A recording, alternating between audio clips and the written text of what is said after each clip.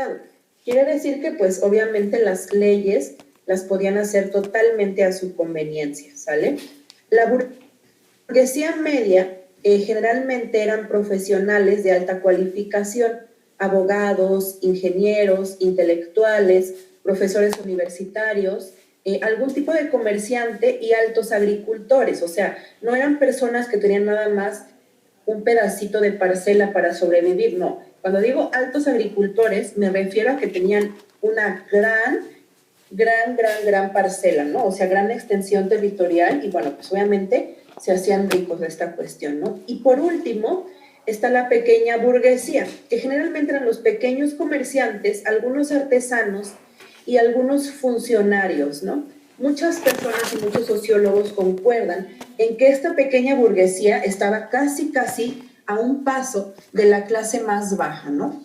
Bueno, esto es por una parte la cuestión de la burguesía. No hay que olvidar que los burgueses eran los dueños de los medios de producción, dinero, bancas, materias primas, mobiliario, etcétera, etcétera. Sí, eso no se les debe olvidar. Bueno, por otra parte, otra de las clases sociales que se gesta o se forma, el proletariado. El proletariado, el término inicia en la antigua Roma, y estaba compuesto por ciudadanos que eran pobres, que únicamente con su prole, que es la prole, hijos o descendencia, podían servir al Estado. ¿A qué se refiere? Al tener, acuérdense que no había métodos anticonceptivos, no había control de la natalidad, entonces obviamente pues la gente tenía los hijos que Dios le daba, digamos, ¿no? Entonces, obviamente, al tener más prole, pues eran más fuerza de trabajo, ¿no? Mientras más hijos, más fuerza de trabajo. Entonces, obviamente, ellos eran funcionales en la medida en la que toda su prole y toda su familia le servían al Estado.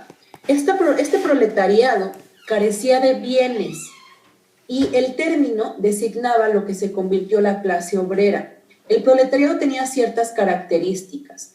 Tenían duras condiciones de trabajo, no tenían, más bien, las jornadas laborales eran larguísimas, no tenían ni contaban con ningún tipo de higiene dentro de las fábricas y obviamente no tenían ningún tipo de derecho laboral, no había seguro de vida, no tenían jubilación, nada.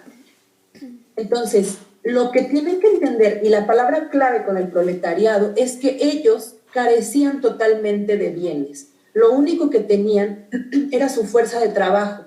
No tenían absolutamente nada, un trabajo, una vaca, nada. Lo único que podían ofrecer para poder mantenerse era la fuerza de trabajo, digamos. Vamos a poner un ejemplo. Digamos, si pensamos en una obra de construcción, generalmente los que se llevan como todos los aplausos son los arquitectos, ¿no? Porque ellos diseñan y todo. Pero realmente una obra no se puede levantar sin la ayuda de albañiles, eso es muy claro. Si no hay albañiles, la obra no se levanta. Pero vamos a decir que quizá el albañil no tiene el conocimiento que el arquitecto tiene con respecto a cálculos estructurales, cuánto tipo de mezcla, no sé, diseño, etc. Entonces, los albañiles lo único que pueden ofrecer a la obra es la fuerza de trabajo, es esta fuerza que hacen para mantener a esta obra. Obviamente son importantísimos porque hacen prácticamente el trabajo más pesado, levantan la obra, pero al tener falta de conocimiento, al tener falta de economía para ellos realizar una obra, lo único que les queda pues es su fuerza de trabajo. De esta misma forma, así era el proletariado.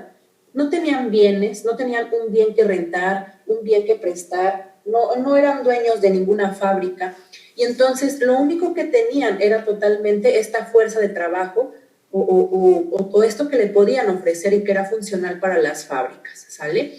Entonces, estas dos clases sociales son importantísimas para todo esto que vamos a ir revisando.